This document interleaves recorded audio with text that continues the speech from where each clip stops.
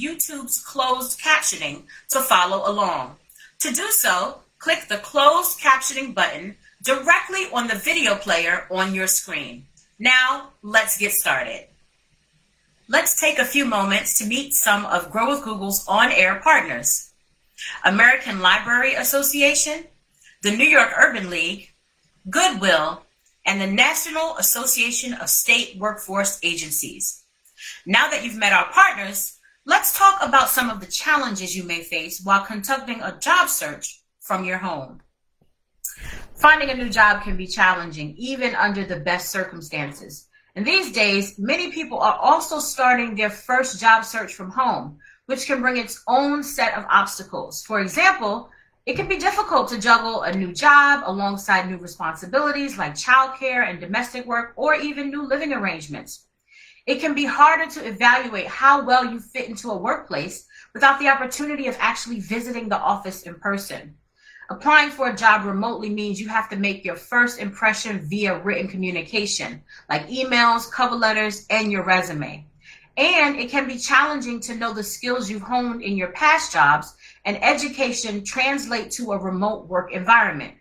Today's workshop will show you how to use Google tools to manage some of these challenges and put your best foot forward. Let's talk about some of the practices for running a job search from home. First, you want to create or keep a daily routine. If you normally take a shower and have breakfast before work, then keep doing that. Treat your job search time like a work day. Set your working hours and try to keep to that schedule. A routine will help you maintain a sense of normalcy and to stay productive. Also, you want to create a dedicated workspace. Find a spot that is your go-to for work in the same place every day. If you don't have the luxury of a home office, try to work in the same seat at a table every day. Then be sure to take lunch and breaks. It can be easy to forget breaks when you're searching for a job, so add them to your schedule. Every hour or so, give your body and your eyes a break by standing up and walking around. Then you want to be sure to create a daily to-do list. At the end of your day, write the next day's list. This will help you keep from popping back to the computer after your job search hours have been completed with just one more task, and help you get your next morning off to a great start. Most importantly, when your day is done, close up shop. Looking for work can be stressful, so downtime is especially important. Try not to spend time working outside of the hours you've set for yourself. These are just a few strategies for maintaining a job search at home, whether you're full-time looking or managing your current job while searching for your next opportunity. So over the next 45 minutes or so, I'm going to show you how Google tools can help you to supercharge your job search from start to finish. We're going to cover a lot of ground today, so remember to type your comments below the video. Here's how we're going to spend our time together.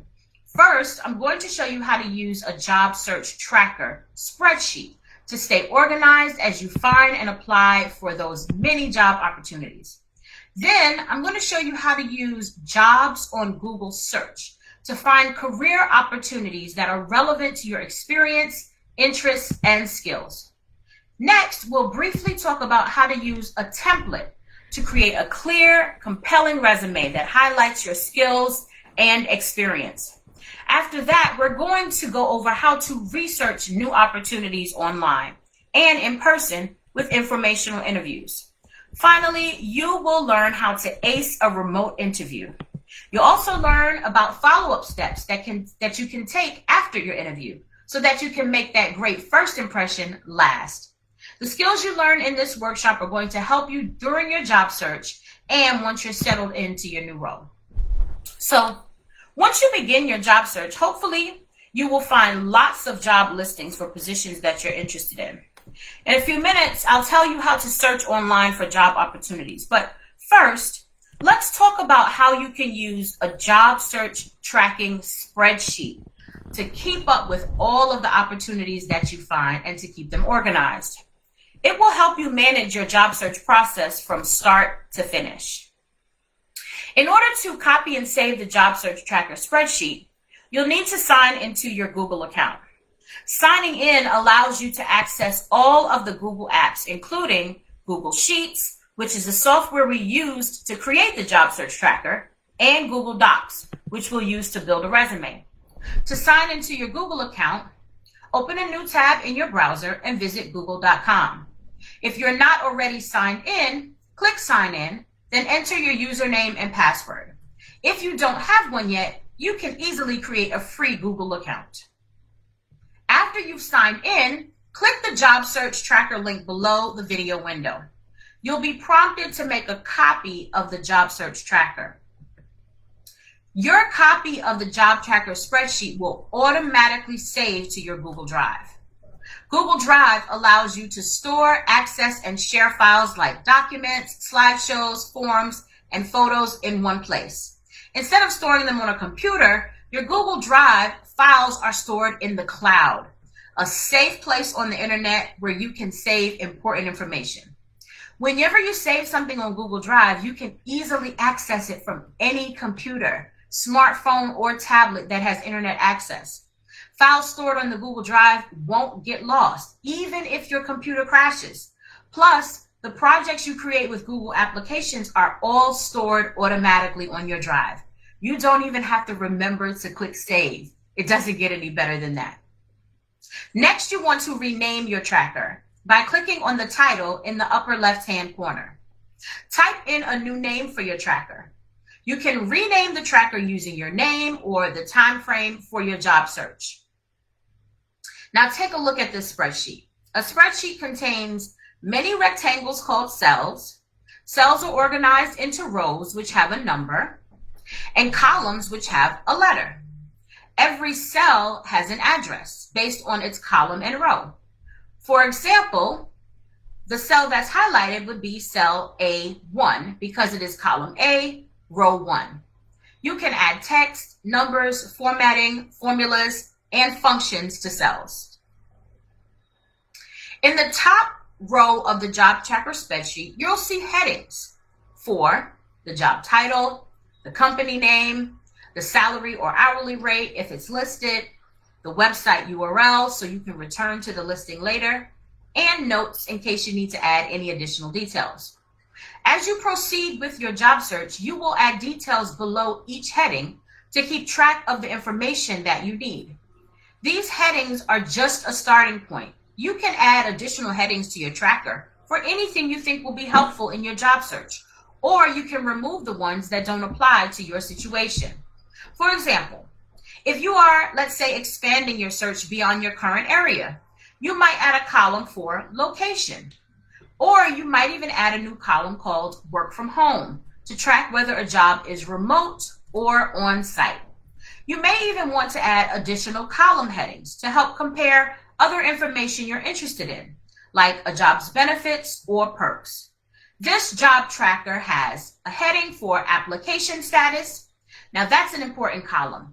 In that column, you can select one of 6 pre-selected statuses, such as have not applied, applied waiting to hear back, interviewed, etc. These pre-selected statuses were set up using a tool called data validation. You can add more statuses of your choice with data validation, which you can select in the data menu.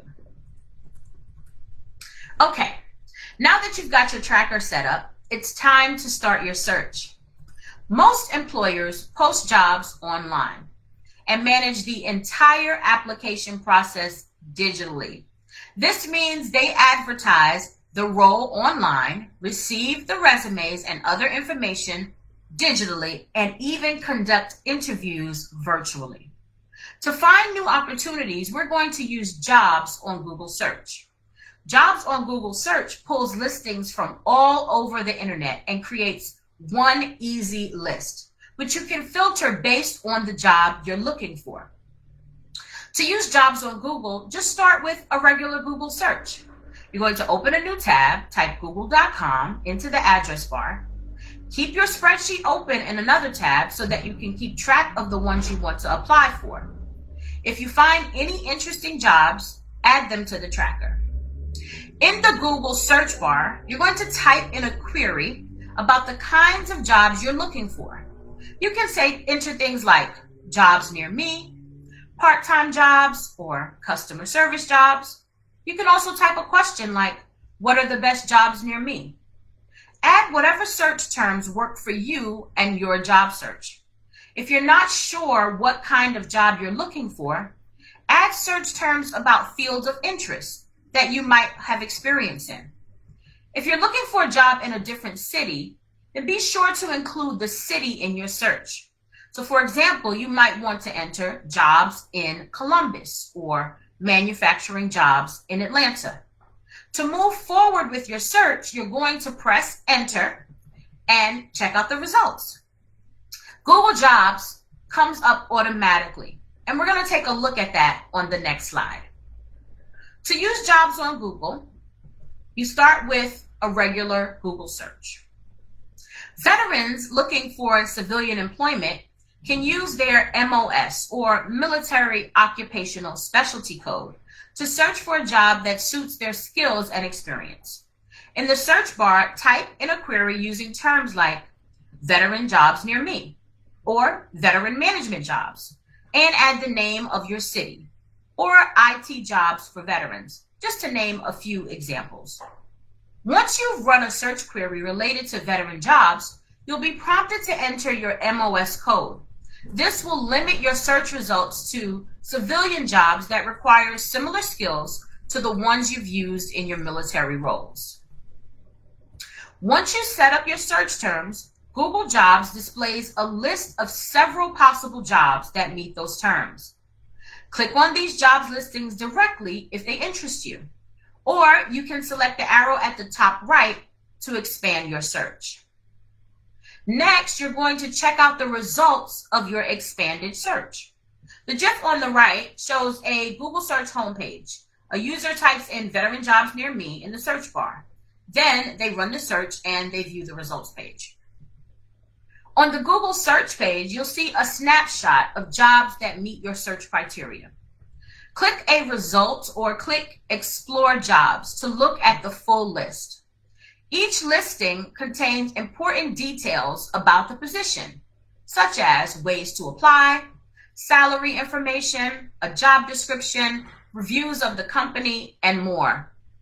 You want to read through the information provided to decide which job might really be the best for you. Now, we're going to talk about how you can narrow your search to make the application process even easier. Your search probably returned lots of results. But to get more specific results, you're going to choose a filter. A filter is a search tool that reveals only the most relevant results. You can find dozens of filters arranged as clickable titles at the top of the job search page. You can filter your job search by things like job title, location, the date the job was posted, the type of job, or the employer. Here's another filter that can enhance your job search. Growing employers is a filter that shows you only companies that have posted several jobs recently or have increased their hiring. This filter will help you see companies that plan to add to their workforce. If you're hoping to find a new position quickly, this filter can help you find a good match with a growing organization. This filter, Work from Home, allows you to find remote opportunities. You'll select this tile to see only jobs that allow you to work from home. So at this point in your job search, you found several job opportunities. You'll probably decide to apply for at least a few of those jobs that you found, but it can be difficult to remember all of the details about each application process. Well, remember that job search tracker we set up earlier? You can use it to keep track of all the possible opportunities. As you find jobs that interest you, enter the details into your spreadsheet. You can use the sheet as a hub for all of your applications and interviews. Review the sheet regularly to decide which opportunities to apply for, and to remember where you are in the application process for each job. Applying for a job digitally doesn't have to be stressful. By following a few best practices, you'll make the best possible impression on potential employers. First, you want to read instructions carefully. Now, this may seem obvious, but according to the business magazine Forbes, up to half of all applicants for online jobs don't follow instructions given to them by the potential employer. Think of it from the employer's point of view. If you have hundreds of applicants and only 50% even followed instructions, which applications are you going to take time to review? Then you want to prepare your resume and other materials. Even though you're likely to tweak your resume or references for a particular job, make sure your materials are up to date so you can apply quickly for your dream job once it's posted. Always communicate from a professional email address. How would you feel about hiring someone with the email address loves to party? If you need to, you can always create a new Gmail account that uses your name. Also, be sure to create or update your profile on professional networking websites. That way, while you're out there searching for a job, employers can also search for you. Now that you've created a list of jobs you're interested in pursuing, it's time to work on your resume. Over the next several minutes, we'll go over some strategies for creating or updating a resume that will help you stand out from the crowd. If you'd like to do a deep dive on everything you need to know about how you can use Google Docs to make your resume shine, check out our other workshop titled Improve Your Resume with Practical Strategies. Before we jump in, let's go over some common resume mistakes. Some issues that can detract from a resume are crowding the page. Imagine that it's your job to read resumes all day. If you receive a resume that's jam-packed with details that don't pertain to the job, you won't want to keep reading it.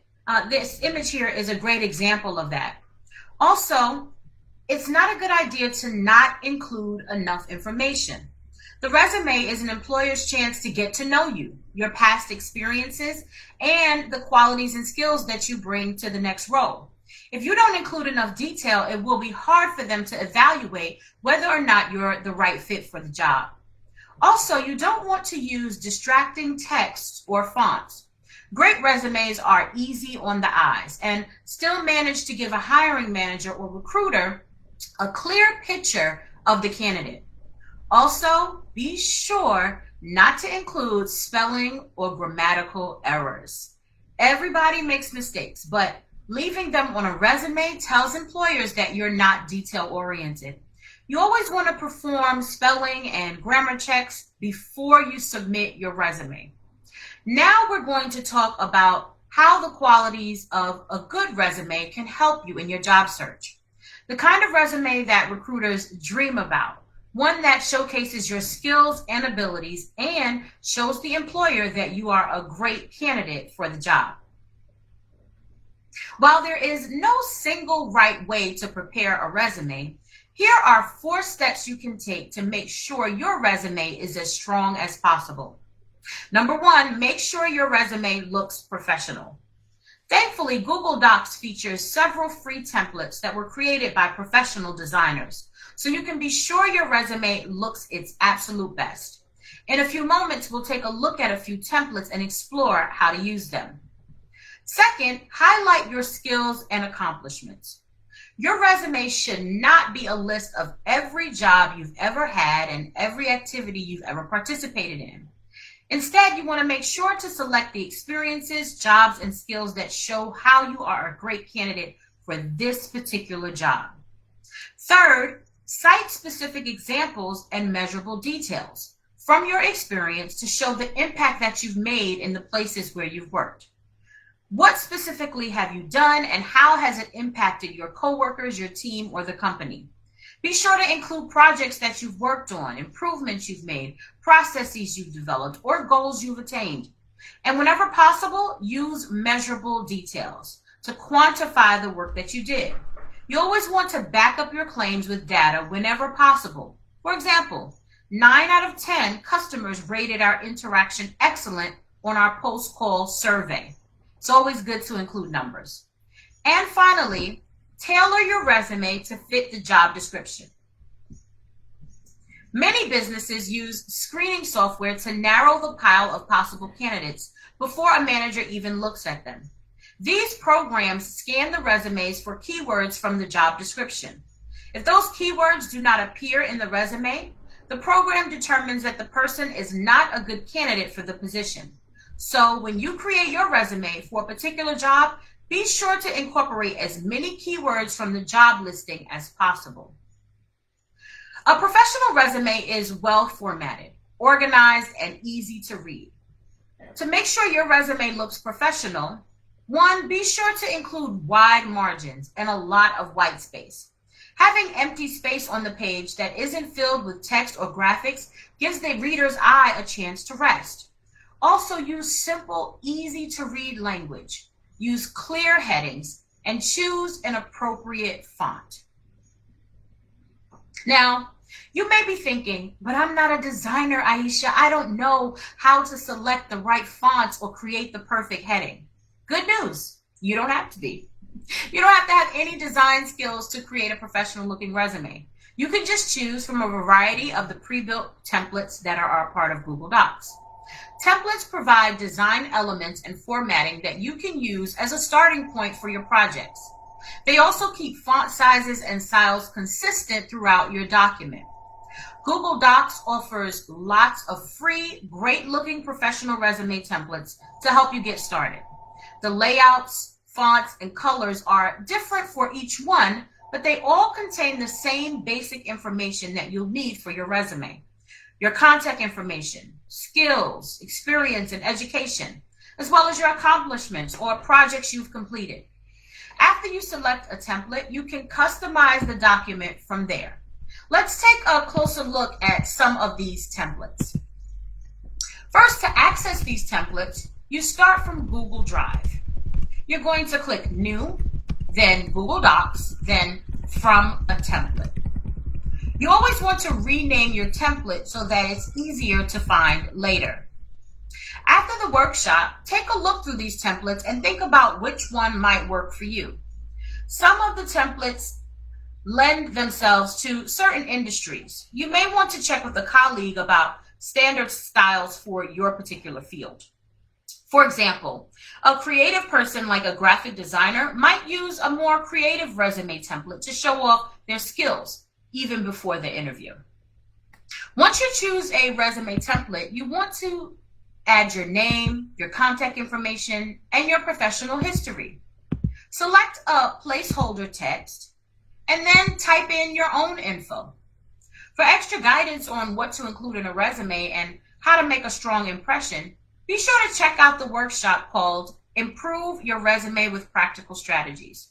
For now, let's discuss some basic ways to customize your resume. During your job search, you'll probably apply for lots of new opportunities. You may even apply for different kinds of jobs in different industries. If that's the case, you may want to create distinct resumes for different positions. For example, you may want to use different keywords or different jobs or highlight different work experience based on the role you're applying for. You could start from scratch and build a new resume for each possible job, but that can be really tedious and time-consuming. So to make the application process easier, you can copy a resume and edit it for particular jobs instead of starting a new document every time. First, make a copy, then rename it so that you can easily tell the difference between the versions of your resume. Name each copy to identify the different purpose for that resume. For example, if you are a designer with a web background, you might have one titled Web Design Resume and a different one for broader work called Graphic Design Resume. Be sure to keep track of the different versions of your resume by adding the links to your project plan. To do this, copy the link for a resume that you've tailored to a specific job. Find the row that contains information about that job and paste the link to your resume in the appropriate cell. By keeping a record of the resume you submitted for each job, you can prepare yourself to give a strong interview. If at any point in your career you've taken more than a few months off, you'll have a gap in your resume. Resume gaps are far more common than you might think. Many people have extended periods of unemployment. Others have taken time off to raise kids, care for a family member, or for any number of personal reasons. A gap in your resume is no reason to avoid applying for a job. Just be prepared to discuss it with the recruiter or hiring manager. If you spent time away from work doing any volunteer work, taking classes, or gaining other valuable skills, go ahead and mention those on your resume. In many cases, a gap in your resume will be something you will want to honestly explain in the job application or cover letter and talk about when you have the interview. Be candid and focus on what you learned or how you benefited from the time off. When you talk or write about your time away from the workforce, be sure to highlight how you spent your time and how that time prepared you to take on this new job. You can vastly improve your job search by adopting a learner's mindset. As you apply for new jobs, take some time to learn about the industries, companies, and positions that you're interested in. So for the next few minutes, we're going to talk about 2 great ways to learn about the jobs you're applying for: informational interviews and internet research. An informational interview is an informal conversation held purely for learning purposes. It's an opportunity to speak with someone who works in a field or role that you're interested in pursuing. You are the one who requests the interview, and you are the one who conducts it. Rather than trying to get hired, you're actually just seeking out information about a particular company, industry, or role. Informational interviews are not job interviews, but in rare circumstances, they could lead to getting hired in the future. But the true goal is to learn more about that particular industry, company, or career path. For example, if you're a veteran transitioning into a civilian career, you could ask for an informational interview with veterans who've already worked in the field you're interested in. Or you could speak to HR recruiters about successful candidates that they've hired in the past, who were also transitioning into civilian jobs. To ask for an informational interview, you can use business networking sites or your own personal network to identify someone you'd like to talk with. When you've found someone you'd like to have the interview with, reach out and send a short email. The email can simply introduce yourself, share what and why you're interested in learning from them, and ask to meet. Now, while lots of people like talking about their experiences and offering advice, you may find that you'll have to follow up 1 or 2 times to get a response. If you don't hear back on the 3rd try, it's okay to move on. Once you do get your informational interview scheduled, you want to treat it just like you would a job interview. Be sure to arrive on time, present yourself professionally, and do your research before you meet. It's also good to have a few questions prepared in advance. Don't forget to follow up with a brief thank you note. In a few minutes, we'll talk about thank you notes and how they can help you. When you find a job you want to apply for, your first step should be to research it. Taking the time to research will help you make an informed and compelling case for how you can contribute to the company and why they should hire you. A quick Google search should lead you to the company's website, social media and professional networking accounts, and any news stories that might have been written about the company. Add notes about what you learned to your job tracker spreadsheet so you can refer to it before your interview. Start with the company's official website. Read over as much of the site as possible, focusing especially on the company's mission and values. What is it seeking to accomplish in the world, and how can you contribute to that mission? Be sure to learn about the department where you're hoping to work, and check for any recent news or announcements. Next, you can check the company's social media accounts and see how they manage their public image online. Then, find the company on professional networking sites. Some sites even have anonymous employee reviews, so you can get an inside perspective on what it's like to work there. After that, do a Google News search for recent articles about the company by news outlets. News articles can also give you a sense of changes or challenges in the company and how its actions have impacted the community. Open a new tab and navigate to news.google.com, and then type your search term into the search bar. Your final step is to research the hiring manager for this job on a professional networking site. This person may wind up being your next boss, and they hopefully will interview you. So knowing a little bit about them can help you find things to talk about in your interview. You can learn about their background and areas of expertise. You can find out if you have any common interests beyond the job. But try to resist the temptation of looking up their personal social media profiles. For the purpose of an interview, it's always better to go in with a sense of how they conduct themselves professionally rather than personally. More and more, employers have begun to conduct their interview process completely online. In this section, we'll talk about how to make your best first impression in a remote interview process. So, congratulations. You've been called in for an interview for the position you applied for. This is your chance to communicate your enthusiasm for the job and the company, to share your expertise and get a sense of the person or team you might be working with. Many interviews are now being held online, and this is a practice which is still new to most job seekers and employers. So here are some basic practices that will help you ace an online interview. When you're speaking with your interviewer, look toward the camera. Depending on the size and shape of your device, your interviewer's face may appear to be near the bottom of the screen. So if you look directly at their face, it might appear as if you're not making eye contact. To help your interviewers feel like they're getting to know you, be sure to keep your eyes up and focused on the camera. Next, even if you're nervous, speak slowly and clearly. Anxiety can make some people speak faster, which can make it harder to hear or understand you. Remember to breathe and answer thoughtfully and at a slow pace. One way to ensure that your interviewer sees you in the best light is to pay attention to lighting. To look professional, place a warm colored lamp near the back of your computer screen. You can even buy a freestanding light just for this purpose. And consider changing your desktop background to a light color. The extra light reflecting off your face will make it easier to see.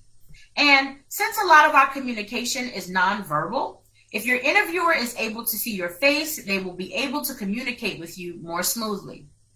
As many of us are transitioning to working from home, your office, quote unquote, might be a kitchen, a living room, or a basement.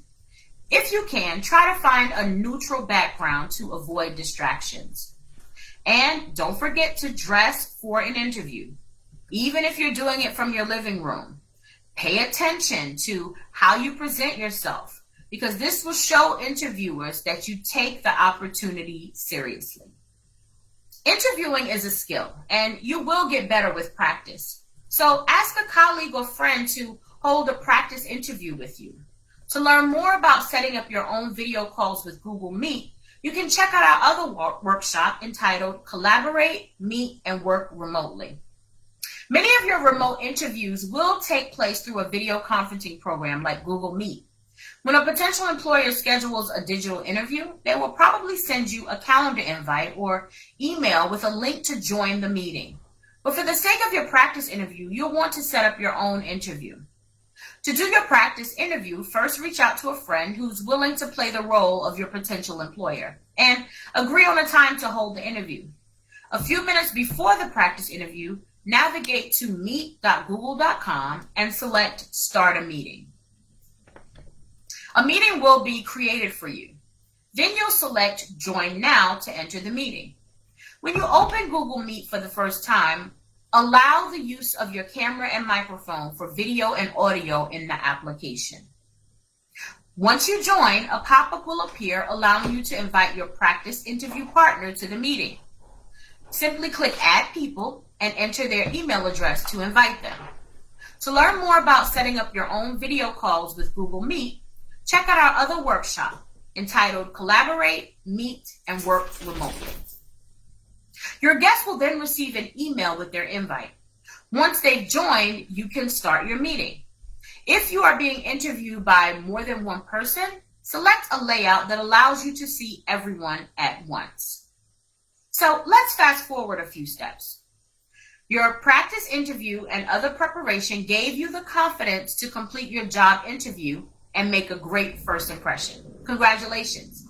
Now, let's talk about the steps that you can take to make that impression last and hopefully turn into a job offer. Immediately after the interview, jot down a few notes in your job tracker. You may be asked to interview for several positions, and it can get hard to remember the specifics about each job. So write down anything new that you learned about the company or position, any new questions about the job, any specific things that you talked about with any of the interviewers. These can even be personal things. Having notes about your conversation will help you to write your thank you note in our next step. A thank you note is that one extra chance to leave a positive impression on your interviewer and hiring team.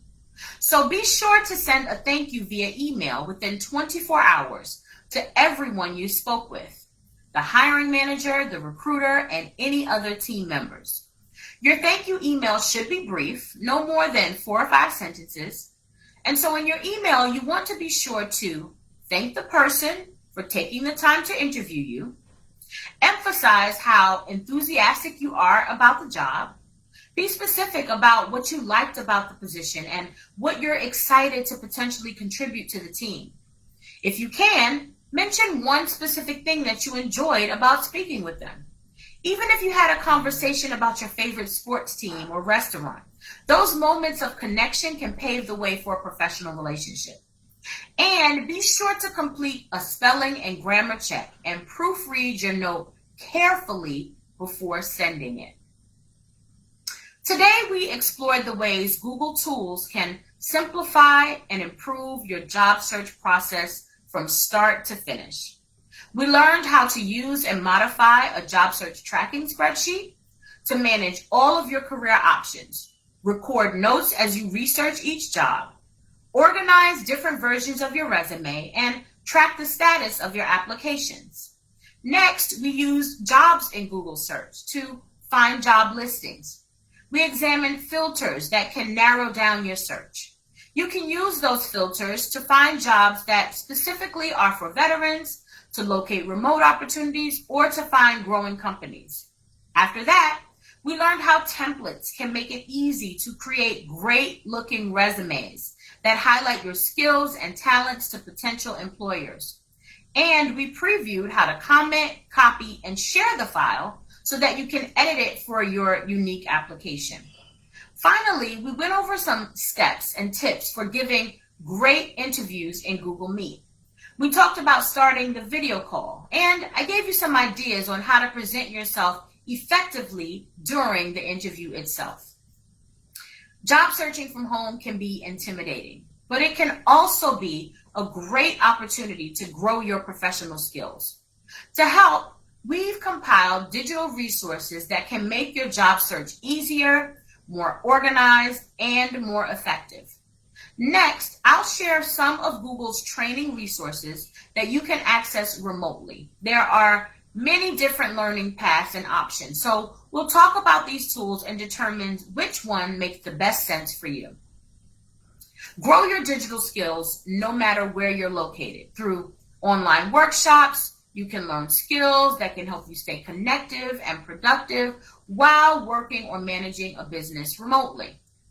If you're curious about the workshops that you can take virtually from home, visit g.co/growonair for our current virtual digital skills workshops and their descriptions. Be sure to check out our workshops that go deeper into the tools we discussed today, including Learn the Basics of Google Ads Part 1 and 2 and Use YouTube to Grow Your Business. Stay tuned for upcoming classes on Google Ads, Use YouTube to Grow Your Business, and our second part of Google Analytics for more immediate strategies.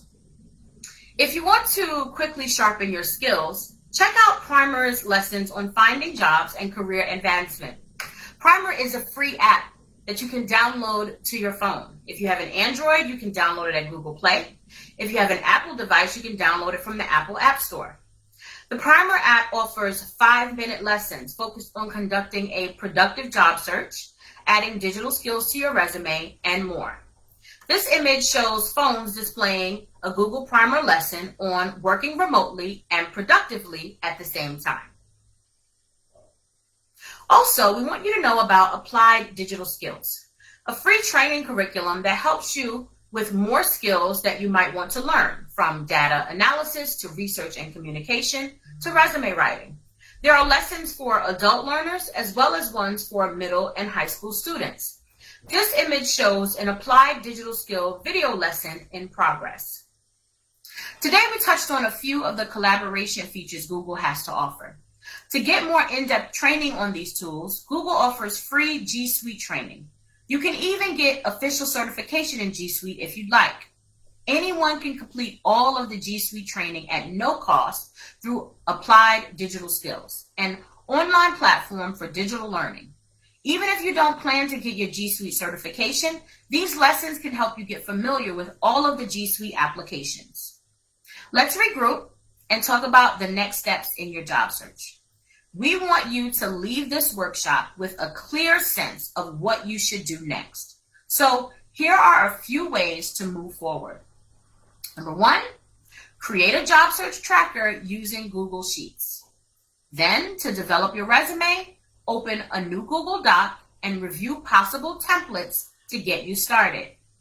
And to continue growing your career in other ways, consider our professionalization workshops. These courses help you work, teach, and learn from anywhere. Here are all of the resources that we mentioned in today's presentation. Be sure to check out these websites for more in-depth information on what I covered today. This wraps up the presentation portion of today's live stream. Now, just give us a few moments to pass it off to Hansel, who will answer some of your questions you submitted.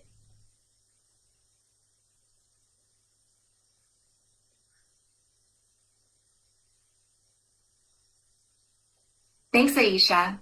Hi, everyone. My name is Hansol, and I'll be answering some of the questions that you've asked during today's session. So let's get started. Our first question comes from Becca. Becca is asking, can I use Sheets, Docs, or Meet if I don't have a Google account? So you will need a Google account if you want to create a Google Sheet or a Google Doc. Luckily, Google accounts are free and they take just a few seconds to create. You can join a Google Meet without an account, but the meeting organizer or someone from the organization will need to give you access in order for you to join the meeting. All right, our next question comes from Josh. Josh is asking, how do I add a new heading to my job search tracker? Great question, Josh. Adding a new heading is the same thing as inserting a new column. So what you would do is first decide where you want that new column to go. And then you right-click on one of the columns that are already existing that should be to the left or to the right of your new column.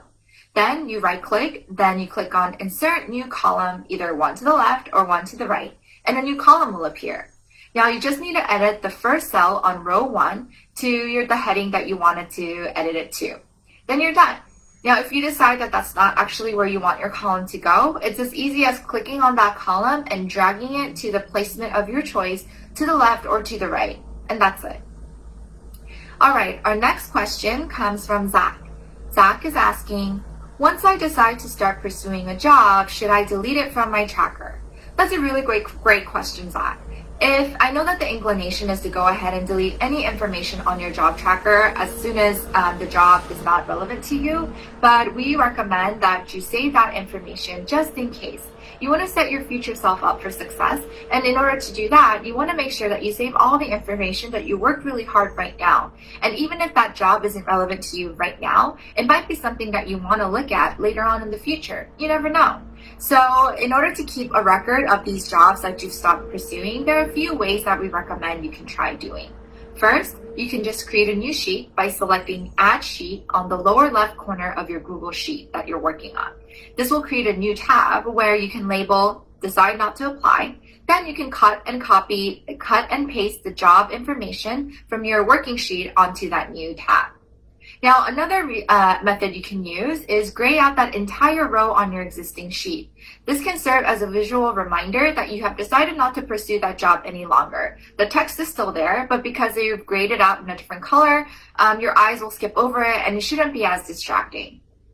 Now, a third method is hiding the rows that contain the information for these jobs that you're no longer interested in.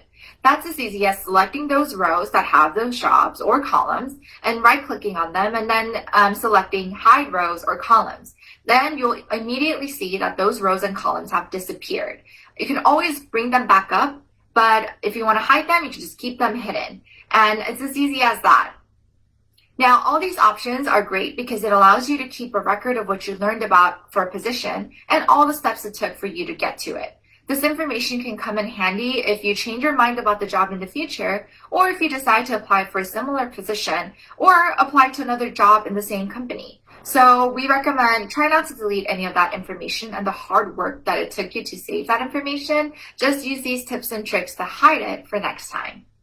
All right, next question comes from Malik. And Malik is asking, what's the best way to follow up if I don't hear back from a potential employer? Now, if you don't hear back about a job, you can go ahead and email the recruiter. Make sure that you choose email instead of a phone call, which can feel invasive. Now, keep your email brief and mention why you're still a great fit for the job, but make sure you limit yourself to sending out only one email per week.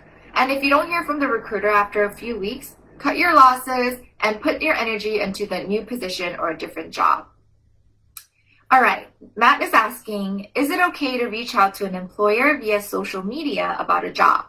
This is a really great question, especially now that social media has developed into this blurred line of communication where you can really reach just about anyone as long as their profile is available to you. We do recommend, however, that it's best to stick to recruiting channels if you're interested in a job. Professional networking sites like LinkedIn would be the only exception and a great way actually to make contact and send somebody mail at a company that you're interested in. But other than LinkedIn or any other professional networking site, or unless the hiring recruiter explicitly asks you to use social media, do not use social media to reach out to a hiring recruiter. All right, next question is from Nicole, and she is asking, if I was referred to a job opportunity through a friend, how should I apply for the position?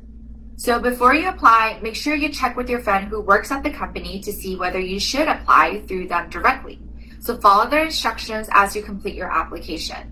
Many companies take employee referrals very seriously, and they may even have incentives for your friend.